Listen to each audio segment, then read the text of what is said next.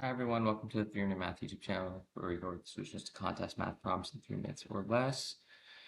The next problem we have is from 2005, AMC 10, question number 3. The equations 2x plus 7 equals 3 and bx minus 10 equals negative 2 have the same solution for x. What is the value of b?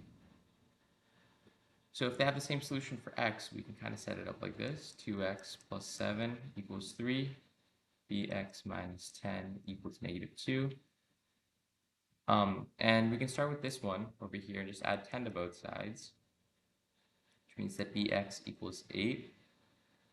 And over here, we can subtract 7 from both sides, which means that we would have 2x equals minus 4, and then x equals minus 2. And we can substitute that in here because we know that they have the same solution. So this solution here, x equals minus 2, should also be applicable over here.